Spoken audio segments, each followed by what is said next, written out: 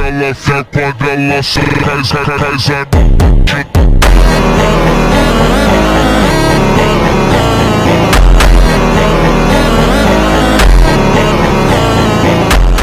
Daemon Slayer Corps के बारे में बताया जाता है, जो कि एक ऑर्गेनाइजेशन है जो पिछले 100 सालों से राक्षसों को मार रही है और यह किसी भी सरकार के साथ लिंक्ड नहीं है। हमें ये तो नहीं बताया गया कि राक्षसों की उत्पत्ति कैसे हुई, हमें बस इतना बताया गया है कि राक्षस अपने जख्मों को मिनटों में ठीक कर लेते हैं और इनका फेवरेट फूड इंसान है। इन्हें बस सनलाइट या फिर स्पेशल टाइप की स्वॉर्ड से मारा जा सकता है, जो कि सूरज की रोशनी को एब्जॉर्ब कर लेती है। और डेमन स्लेयर इंसानों को बचाने के लिए इन राक्षसों को मारते हैं। तब वो आदमी तानजीरो को कहता है कि मैं एक ट्रेनर हूँ, मेरा काम डेमन स्लेयर के लिए लोगों को तैयार करना है। मेरे जैसे और भी ट्रेनर हैं, सभी के पढ़ाने का अपना अपना तरीका है और तुम्हें डेमन स्लेयर कॉर्प्स में ज्वाइन करने के लिए फाइनल सिलेक्शन प्रोसेस से गुजरना होगा, जो कि माउंट फुजिसानी में होगी, जो डिसाइड करेगी कि तुम डेमन स्लेयर बनने के काबिल हो या नहीं। और इसी के साथ तानजीरो की ट्रेनिंग स्टार्ट हो जाती है और यहाँ हम देखते हैं कि तानजीरो दिन ब दिन बेहतर होता जा रहा है।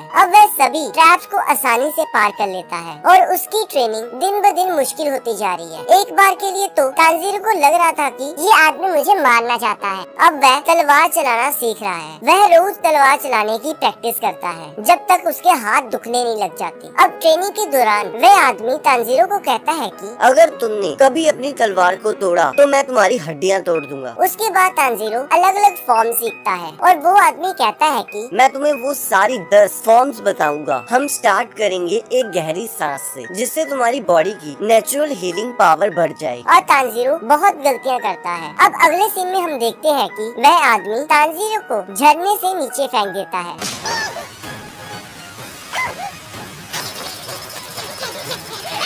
और अगले सीन में हमें पता लगता है कि नेजुको पिछले 6 महीनों से सोई हुई है, जिसका कोई भी कारण पता नहीं लग रहा। उन्होंने डॉक्टर को भी दिखाया पर कुछ पता नहीं लगा। और तानजीरो कहता है कि मुझे डर है कि कहीं एक दिन मैं उठूं और नेजुको मरी हो। अब 1 साल बीत जाता है और वह आदमी तानजीरो को कहता है मैंने अब तुम्हें सब कुछ सिखा दिया है, अब जो करना है तुमने करना है, जिससे पता लगेगा कि तुम अगले लेवल में जा सकते हो या नहीं। अब वह आदमी तानजीरो को एक बड़े पत्थर के पास लेकर जाता है और कहता है कि अगर तुमने इस पत्थर को 2 हिस्सों में काट दिया तो मैं तुम्हें फाइनल सिलेक्शन में जाने दूंगा। अब तानजीरो सोचता है कि कोई तलवार इसे 2 हिस्सों में कैसे काट सकती है और वह आदमी हवा में गायब हो जाता है। अब उस दिन के बाद तानजीरो रोज प्रैक्टिस करने लगता है और उस पत्थर को काटने की कोशिश करता है, पर फिर भी उसे किसी तरह की कोई भी सफलता हासिल नहीं होती। अब 6 महीने बीत जाते हैं पर अभी भी वो वहीं का वहीं है। तब हम देखते हैं एक और लड़का वहाँ आता है और तानजीरो को कहता है तुम बहुत स्लो हो, कमजोर हो और इमेच्योर हो। मैं